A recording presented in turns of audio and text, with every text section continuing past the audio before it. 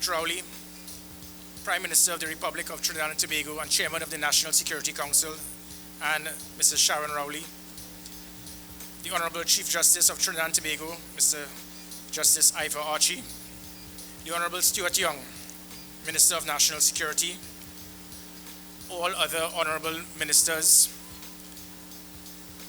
other Members of Parliament, the Honourable Glenda Jennings-Smith, Parliamentary Secretary, Ministry of National Security, Mr. Vel Lewis and Mrs. Bradshaw Niles, Permanent Secretaries of the Ministry of National Security, Mrs. Bliss C. Prasad, Chairman and members of the Police Service Commission, the Chief Fire Officer, Mr. Marlon Smith, Mr. Gerard Wilson, Commissioner of Prisons, His Worship Alderman Joel Martinez, Mayor of the City of Port of Spain, other senior government officials and heads of department, members of the executive, First Division officers, and retired members of the Trinidad and Tobago Police Service, all other specially invited guests, members of the media, ladies and gentlemen. You know, as we're here, we look at a situation like this and we remember that there's tradition. And the tradition usually has to do with certain things that we would expect on Independence Day. I have held a number of different positions, from the ADCAR, National Security Advisor, Minister of National Security, and in 20-odd years, usually we have this in tradition, His or Her Excellency, the President, would address us. Unfortunately, tradition would be broken today. Her Excellency will not be here. But the good news is that the Honourable Prime Minister, also as Chair of the National Security Council, he has agreed to address us. Ladies and gentlemen, we speak about tradition. Honourable Prime Minister, as the Chair of the National Security Council, I wish to give you the assurance that the Trinidad and Tobago Police Service, the one tradition we would give you, is that we will continue to protect and serve this country with pride. Many times, we have a situation where people will criticize us, and we will expect that. But sometimes what we ask for this country is just a little bit of compassion, a little bit of understanding that the officers, the men and women of the Trinidad and Tobago Police Service, we are people. We would all make mistakes. Honourable Prime Minister, Trinidad and Tobago, we are only 57 years old. So we can't even acquire pension. It's still a young country. And with that, the Trinidad and Tobago Police Service, we're also young. And because of that, we would make mistakes, but we would learn from our mistakes. 1 year ago, at this time, I made a commitment to the Commander-in-Chief of the Armed Forces. Unfortunately, she's not here today for me to be able to address her, because I made a promise that we would be in a better place. At times, critics will speak and they will try to measure the performance of the protective services by crime. But if crime goes down, they will turn it around and then try to state it's based on the fear of crime. I wish to state that 1 year ago today, Honourable Prime Minister, there's been a 5 to 10% decrease in every major crime in this country, inclusive of homicide, major crime, rape, kidnapping, and every other serious crime in this country, 5 to 10%. And the thing about this is that this is not for us to boast about, but it means we are going in the right direction. I'm not saying that, yes, sir. I am definitely not saying that we have turned the corner. That you will get from supporters of the West Indies team after we win one game, and then for the next 10 games, we keep hoping that we turn the corner. No, we have not turned the corner, but we are in the right direction. The right direction not having to do specifically with looking at the crime statistics, but the direction of the Trinidad and Tobago Police Service. We are a better, more efficient, committed police service than before. What we are doing is to show that the pride, the patriotism, the passion each and every officer has, we will continue to provide that, Honourable Prime Minister, and to everyone here. The fact is that, as I said, we would make mistakes. But you know, I've noticed that the critics, I heard you say it recently, sir, that sometimes those people who speak the most know the least, and they're the biggest critics. They do not understand what police officers have to go through. Honourable Prime Minister, I actually showed you prior to your arrival upstairs, and I'll ask everyone, when you leave later today, just take a look downstairs. There are over 40 to 50 men and women of the Trinidad and Tobago Police Service who made the ultimate sacrifice for this country, their lives. They dedicated their lives and gave their lives for this country. I do not want police officers to die for this country. I want them to live for this country. And that is why, thankfully, we need to get the tools, the training, the technology, which is what we are doing.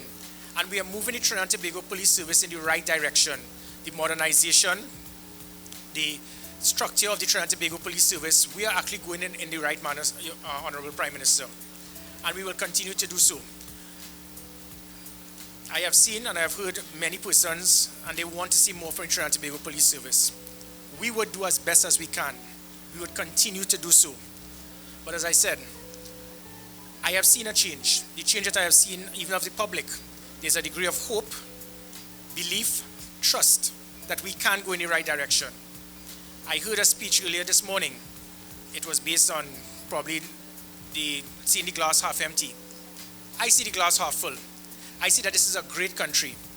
And the Trinidad and Tobago Police Service, we would make this country safe again. We will do what is required. And you know, there was so some of you all who may be a little older than me, there was a television series, Hill Street Blues.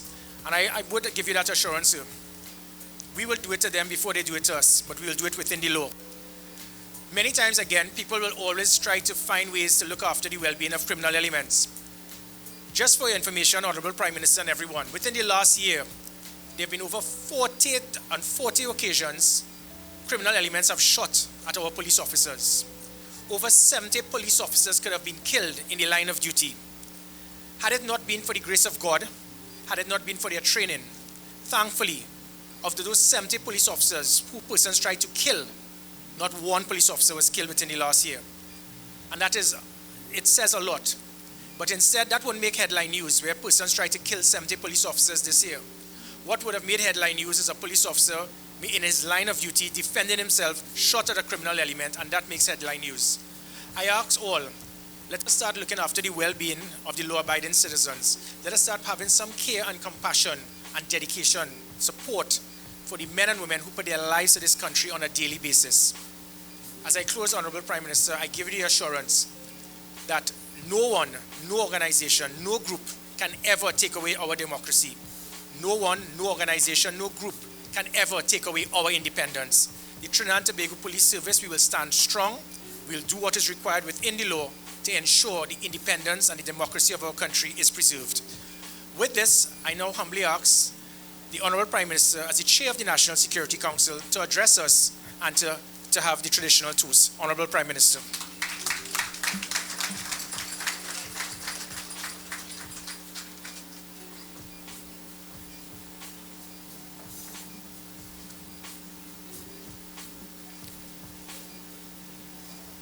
Thank you very much, Commissioner.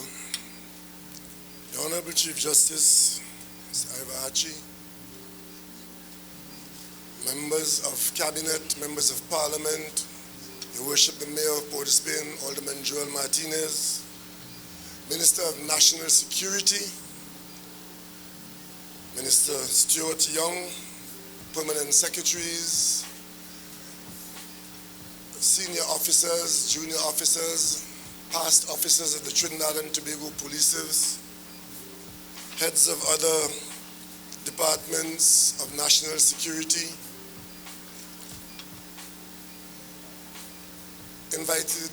specially invited guests, distinguished ladies and gentlemen, members of the media, fellow citizens all from Trinidad and Tobago.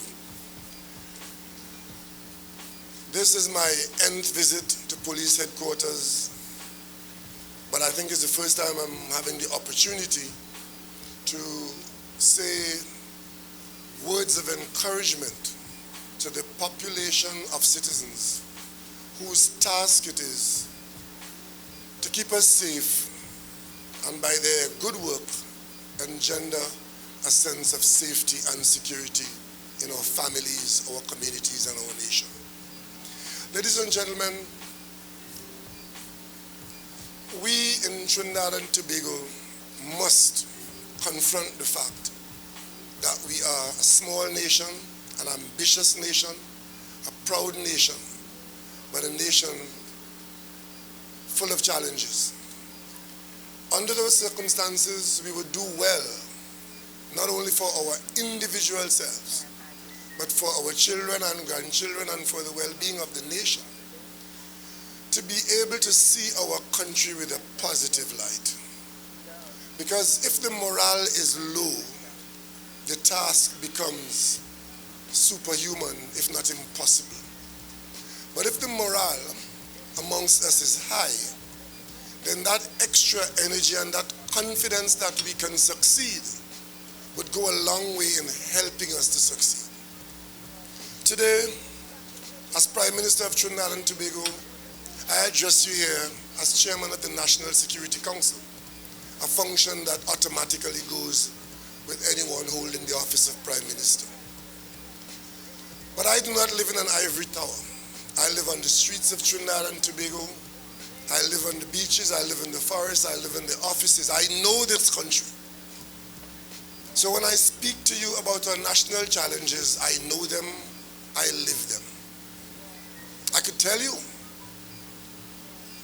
30-odd years ago, I had the personal experience of having a wife next to me on my bed, 7 months pregnant or thereabouts, and a man with a dagger entering my bedroom at 1 o'clock in the morning. I know that feeling. I know the fear of crime. I know that crime is not anything new in Trinidad and Tobago. I know as a society we have to be permanently engaged with the criminal element. Today, criminals don't use daggers. They use guns. And some use their hands, their fingers, to commit crime. What stands between the population and the criminal element in all its forms are the men and women and the families of the men and women of the defense force, the security arm, and particularly the police service of Trinidad and Tobago. Let's not forget that. Let us remind ourselves on an ongoing basis that what stands between you and your family is a family of a police officer and his or her family. That's the reality. And I want to join the Commissioner of Police in saying that we can admit and must admit that we have not won the war against criminal excesses, but we will if we go in the right direction and do what has to be done. At the level of the National Security Council and at the level of the Cabinet, we ensure that within the realms of our resources, we make provision for these officers to have not just the basic tools and training, but more than the basic.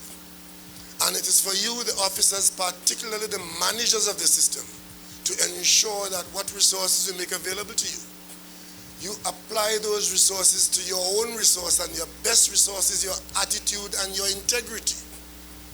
And if you apply those resources to our problem, there is no mountain that we cannot climb successfully in Trinidad and Tobago. Those of us who've taken an oath of office, whether you serve in the cabinet or in the police service or in the military, that oath of office requires us to observe and carry out the laws of Trinidad and Tobago, not selectively, not preferentially, but as they exist on the books. But this is Trinidad and Tobago. The biggest conversation in Trinidad and Tobago today is how old the Sedition Act is, and it's time to get rid of it.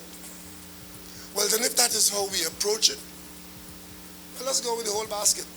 Let's get rid of the Trespass Act. That is kind of old too. Let's get rid of the act which made murder a crime. And while we're at it, let's get rid of the act that says common assault, which dates back way to the days when King John signed the Magna Carta. It's not about how old the law is. It's not about this colonial origin like most of our laws are. It is what exactly is the law meant to deal with and is dealing with. I don't want to get involved in the proceedings of the innards of the court, but as the population is excited about getting rid of the Sedition Act, I want to ask citizens, is it the act itself that is the problem, or is it all right for a citizen, head of one sector of the country, to make disparaging and hurtful and damaging statements about another sector and say it is my right and freedom to say so? And is it a right to say that if I lose my job, the end result will be X, Y, Z? Now, we have to approach it from different angles. But I say to you, a national conversation on any subject is always healthy, and let good sense prevail. Ladies and gentlemen, our police service is not perfect. Our police service is not new. The one thing that is for sure is that a police service will always be required to maintain order, safety, and security in the population of Trinidad and Tobago. And that is why today I am particularly pleased as Prime Minister of Trinidad and Tobago to be able to say that notwithstanding the size of the challenge, notwithstanding the shortcomings that might exist, that our Trinidad and Tobago Police Service and the supporters of those officers, mainly the families and the other officers of state, and you, the population, we can say that we are proud of our police service in Trinidad and Tobago. And as long as that is the comment that we can make at the end of the day, and that we continue to give them the support, whether they are on the streets in Port of Spain, the hills in Diego Martin, in the Gulf of Paria, at the job place or in their own homes, let us pray that they be kept safe. And as they do this most dangerous duty, this most necessary duty, that they do it with all the commitment that can be expected of them, and that they continue to be the officers that we can rely on to stand between us and those who can harm us and our family. So, if I'm offered one of those glasses with a libation, I will encourage you. Firstly, I want to identify the families of officers who are present with us. I want to identify the old police officers who are present with us. I want to identify the support staff of the police service outside of the Ministry of National Security. I want to identify the specially invited guests who are here in support of policing in Trinidad and Tobago. I want to identify the management of the police service of Trinidad and Tobago. And you, the officers, ladies and gentlemen of all ranks, let us all, as citizens of Trinidad and Tobago, with boundless faith in our destiny, raise our glass today on our 57th anniversary of independence and say thank you to the Trinidad and Tobago Police Service and happy independence to all of us, the people of Trinidad and Tobago. To Trinidad and Tobago, thank you. Happy independence.